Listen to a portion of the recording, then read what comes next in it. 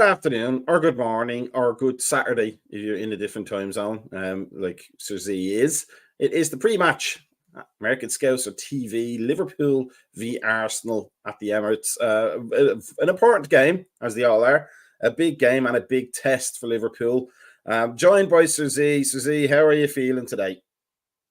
I'm good, Macca. Thanks. How are you? I'm good, and as we just discussed before we went on air, I'm oddly unnervous about this one, maybe less so than I would be under Klopp, because I just think that we have a more intellectual dimension to our game day coaching than we are used to for the previous 9 years. But let's start as we mean to go on, and then look at the lineup. So let's look at the Liverpool lineup first in that the horrible way of ordering the numbers so you can't figure out who's playing where, except of course for the goalkeeper for some reason. But Kelleher in goal, and it is Robertson, Trent, Kanate, and Van Dijk in the defence. Jones, McAllister, and Gravenberch in the midfield, and then Diaz, Nunes, Salah up top. What do you make of the lineup, Sir Z? I like it. I'm surprised he drops the Bosley, but then the performance that Jones put in last week, it's he warrants his start. But if Jones can put another performance like he did last week, I think we'll win this game in the midfield. I think the game will be won and lost in midfield. And I like this. I know I had a feeling Diaz would come in for Gakpo as well. So it's our strongest team, I think, the strongest 7. It's an interesting thing, because we talked on Thursday about how this game may be won and or lost in midfield. Jones in there is encouraging. Szoboszlai, he has his critics and he has his supporters, but Jones just, I don't want to say the phrase the hot hand, but he just seems more in tune with the other two midfielders than Szoboszlai, more consistently. This midfield, Susie, tell me if I'm reading this wrong, but it seems to have not only the creative qualities, because we know Szoboszlai is a very creative player and he's a very hard-working player, but there's also a combativeness about those three that maybe Szoboszlai doesn't give us. Gravenberch is surprisingly tough. McAllister is a bit dirty. I like that about McAllister. And Jones just doesn't lose tackles most of the time. This is a midfield built for Arsenal, isn't it? Yeah, I mean, with Jones will play in McAllister's spot, and McAllister gets moved up front. I mean, I think that would be the ideal thing, wouldn't it? Yeah, that's how I would play. I thought if you do end up getting Zubimendi, I play Zubimendi, Gravenberch in the defense. Behind McAllister, that'd be in my hill. But I think the way Jones performed last week in Macca's position, McAllister moving more forward, definitely was more creative than any of the other midfielders. I like that midfield. I think that's where the game's going to be won. In terms of, if we assume that Declan Rice is going to sit a little bit more than being like the creative outlet in the Arsenal midfield, we'll get to the Arsenal lineup in a second, but having McAllister there to cause problems, because Jones is a very good player and he's a very creative player, but McAllister has that little bit more of an X factor, that unpredictability, I think, especially in his range of passes. That creates headaches for a midfield, assuming that he's playing there. It looks like he's playing there on the formation things, but Havertz is not really somebody you want to rely on in terms of defending, as far as I can remember him.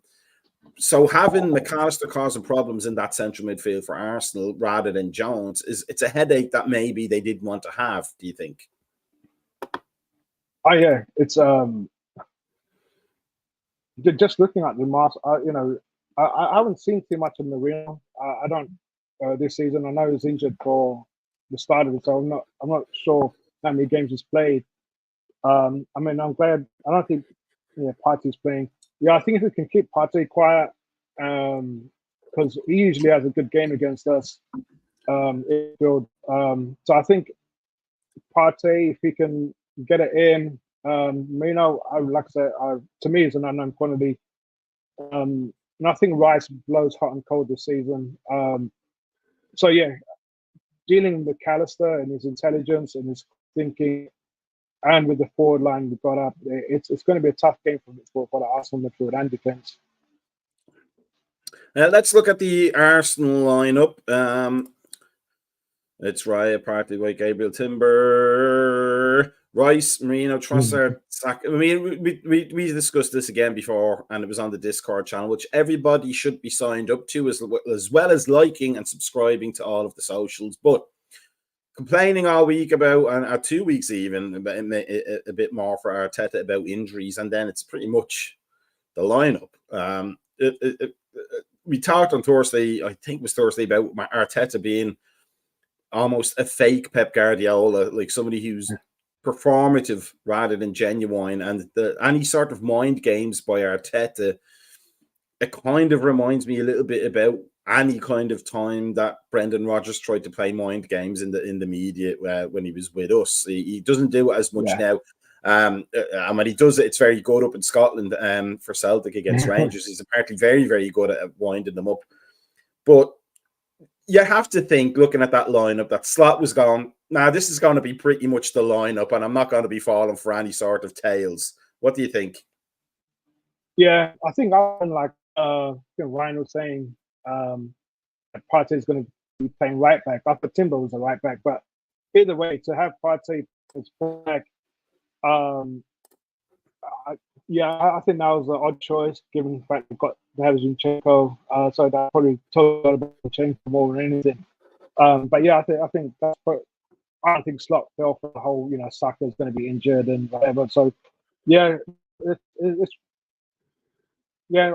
think that's probably the lineup that Slot would have predicted as well, other than Partey playing as fullback.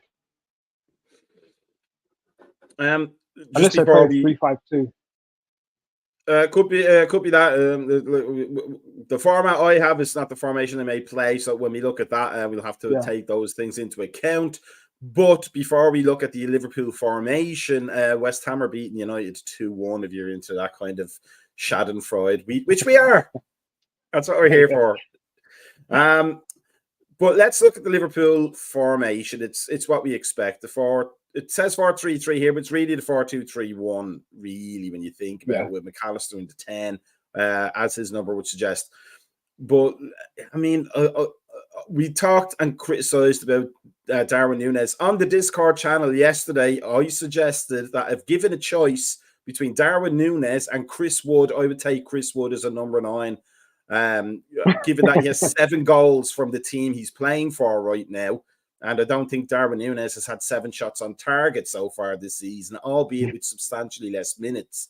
But if you want a chaos agent to play against a big team, Arsenal is probably the team you want him to play against, isn't it? I mean, if you just give him free rein to annoy the hell out of the back four, that's what he's going to do, isn't it? Yeah. And the only thing I worry about Núñez, I like Ben White, he's a bit of his shithousery and Gabriel's shithousery. I know they're going to go out and try and wind him up and get him booked or sent out. Just that's just how Arteta plays. But if he can keep his head straight, keep his discipline, that front three will scare anyone. I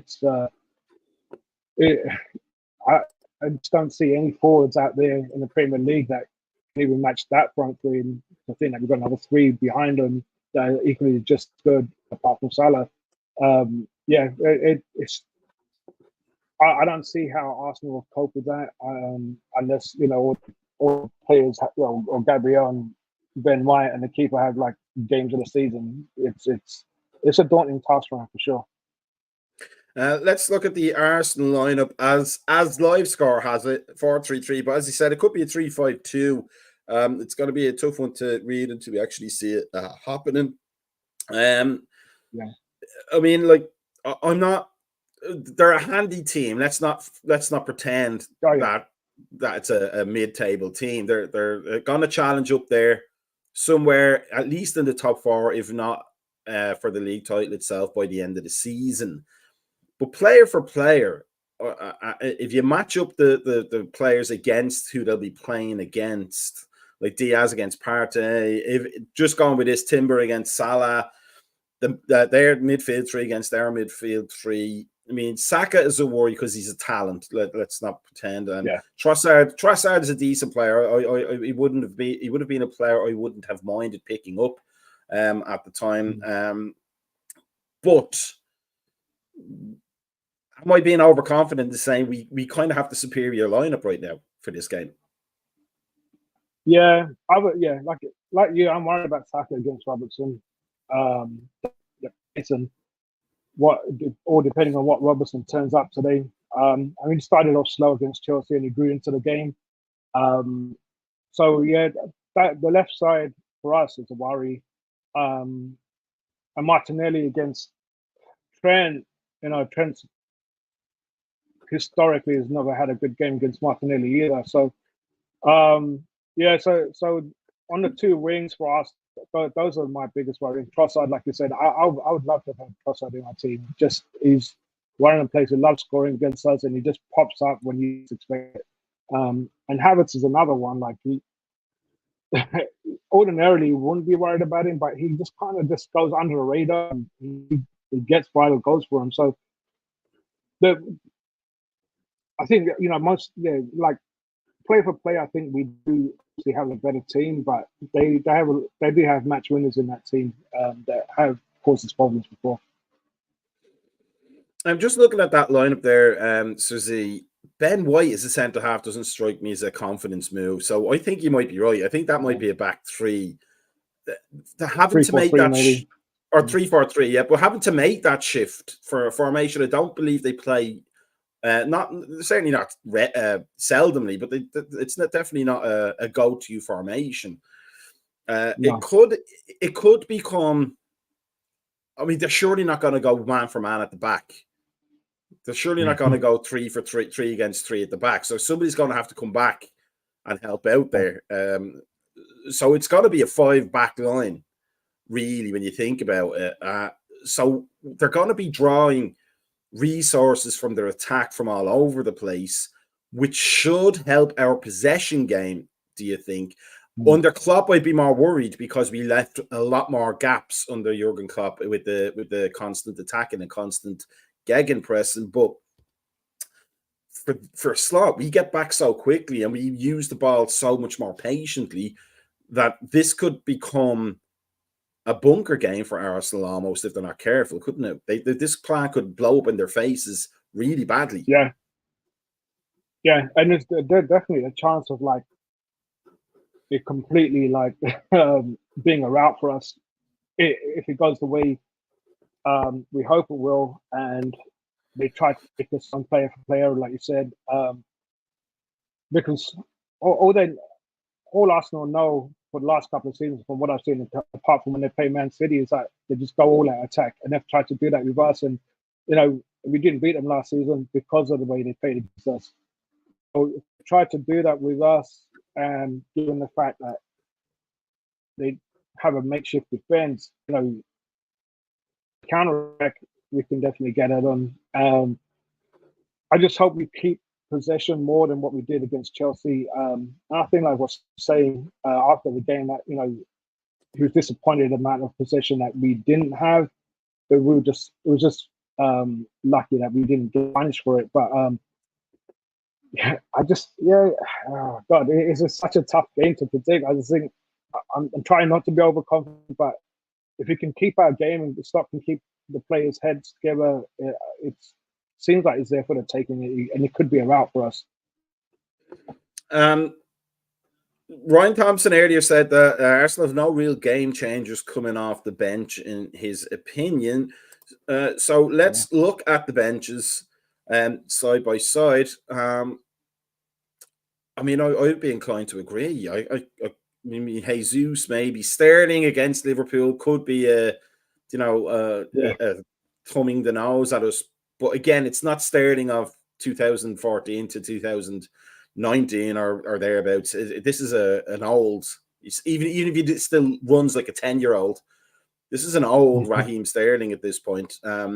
Whereas, you know, Szoboszlai can make a change, Gakpo can make a change. Yeah. Tsimikas can sometimes come on and do things that the other team weren't expecting because they were so used to Robertson. That helps. Like, he's had so many assists, I think, as subs rather than starters. You'd be more confident if you were a Liverpool manager on your bench than Mikel Arteta, wouldn't you? I would, but the bench looks a bit light as well. Like, in terms of match winners, I mean, Cody Gakpo for sure. But I think that bench looks like it's more of a bench that can come on and close out the game while we're winning. Whereas Arsenal, they don't even have that. Apart from Jorginho, who can come on and, you know, and on his day it could be brilliant, you know. But other than that, I don't, you know, there's nothing that scares me on the Arsenal bench. But I think that on our bench, apart from Gakpo, we don't really have any match winners, but we have players that can play the game, which is what we definitely will need against them, I think. Moving away from the lineups and that, here's my thinking. So see if I'm wrong. The Chelsea game, I think we came into it more trepidation that Chelsea right now are more dangerous than Arsenal are. Is that stupid supporter overconfidence, or has the season panned out that Maresca is doing a better job with his resources than Arteta currently is with his at Arsenal right now? They just beat Newcastle 2-1, which brings them up to they are fourth now. So Arsenal are chasing them now as well. Yeah, I know. I think Maresca's done a brilliant job there, and given the fact of all the players to his disposal, like he's been ruthless, and he's not trying to keep all these players happy. He's got his core group of players, and hence why he let Sterling go. Like, we just don't need you. And so he's cold, and I think he's got a settled team. You know, barring injuries and suspensions. Obviously, having Palmer in your team as well, but yeah, with Arteta, last season I had no real injuries. You know, apart from Timber being out for the season, like compared to us, like we're losing players left, right, and center. Arsenal didn't have that, and I think it's catching up with them this season. So, this season obviously it looks like Maresca's doing a better job than Arteta is this season, and I do think Chelsea as well, like almost player for player, most of them they do have a team.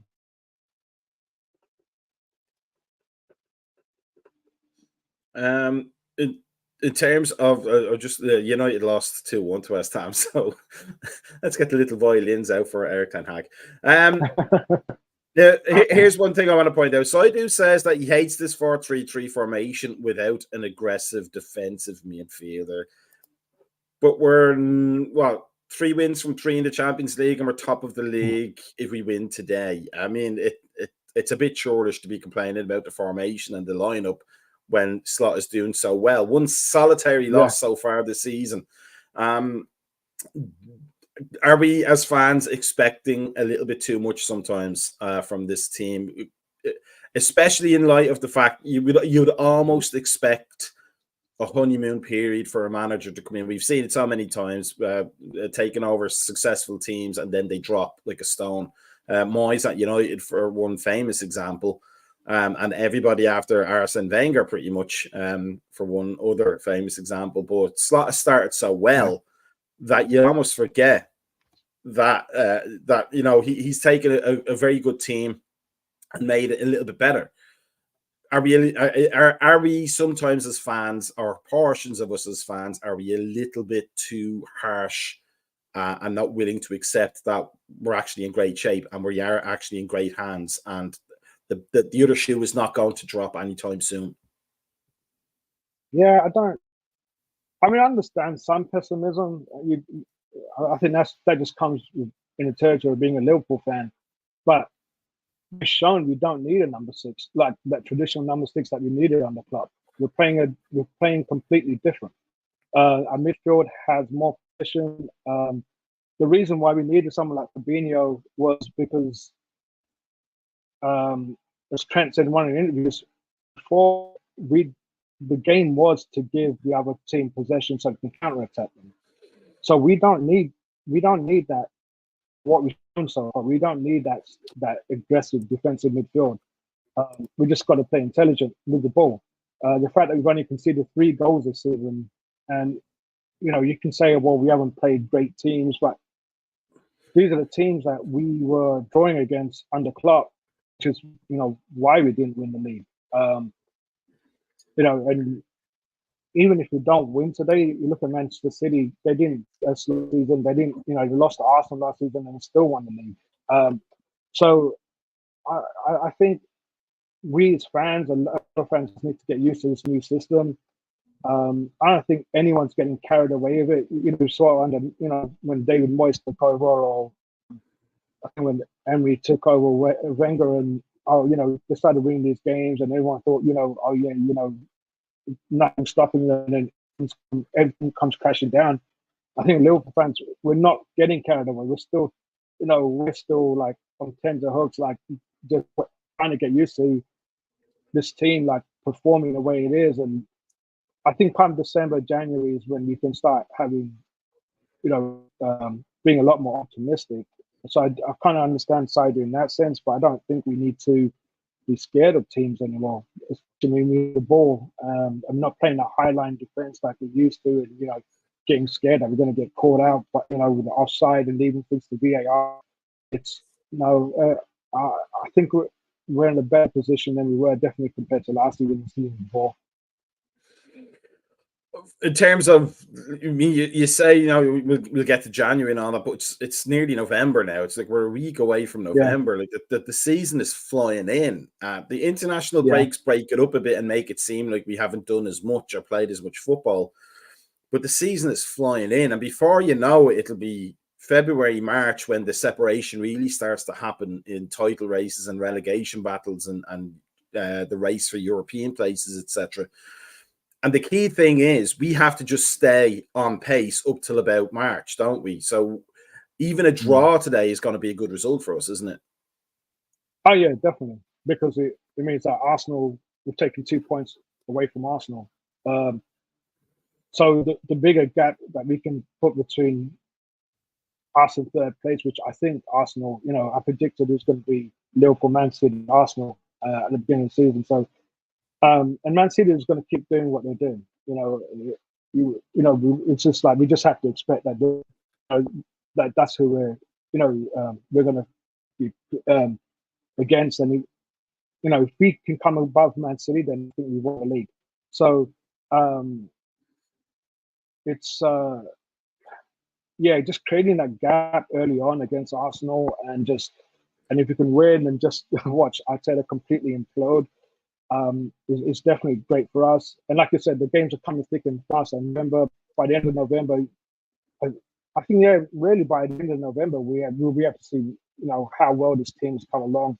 When you consider that we've got Man City, we're playing Brighton twice, Man City and Real Madrid. November's going to really show the world how good this team is. As long as we Where do you see the weak spots for us today? Where is there any vulnerable areas, at least in the back half of the field? We could talk about Robertson's slowing down with age, but he's still a smart defender. He's intelligent enough to know what he can and can't do. Trent, obviously, tucking into the midfield in possession can sometimes leave us light outside there. And then Konate can have one of his great games, or he could have one of his very average games. We don't know until the first 5 minutes. But those are things we're used to. Is there anything systemically right now in that lineup that makes you think, okay, we have to be careful of this particular area? I don't think systemically, no. I think, actually, I think we know what we're going to get from Arsenal. I think they're going to come at us the moment the whistle goes. So it's just all the players keeping the discipline. Trent, Robertson, and Kelleher might need to have a big game. The first 10, 15 minutes, where we just absorb the attack, and then okay, you've given us your best shot now. We take over, and so as long as our defense can keep its discipline, systemically, I'm not worried about Arsenal. It's just a couple of players here and there that you think, if they're having a bad game, it's going to cost us. Let me ask you this before we go on to predictions and then wrap it up to get our pre-game Coke Zeros and coffees and whatnot. Is Salah going to be is he going to have the big game today, or is Salah going to be squeezed out? Because it seems like it just feels like his big games are becoming a little bit fewer and further between. Not an awful lot, but more a little bit more that you kind of start thinking we can't rely on Salah to change the game for us. Is this going to be one where we see vintage Salah? I don't think so. I mean, I think he's going to do what he does. We'll have a steady game because I think they'll probably try and mark him out the game. I think Diaz will have a big game. Especially if he's going to go up against Partey. So yeah, he'll be my player to watch. Diaz will definitely be my player to watch for the game. Do you think there's some sort of maybe a residual threat from Salah? So I mean, you can't discount him. It's not like putting Stuart Downing. Yeah. It's not like putting Stuart Downing out on the right. But the fact that Salah is on the pitch will create a little bit of an overshift towards him that will create even more space for Diaz to do his damage. Yeah, 100%. And that's every time I go against anyone, like Salah's the first person, they'll be putting two men on him, or they're trying to mark him out the game completely. So that being the case, and we've seen that this season, and that's why I think Diaz has had as much freedom as he has, and is done well as he, because Salah's attracted the defenders towards him. We at least know that Brian is definitely sober with us today, because he just recognised that obviously it's not Steven Gerrard, and that was a good observation, Brian. Thank you for that. We will remind you of that next Thursday. So before we head off and get ourselves comfortable for the pre-match, Sir Z, what is your score prediction, and who is your impact player going to be if it has changed since last Thursday night?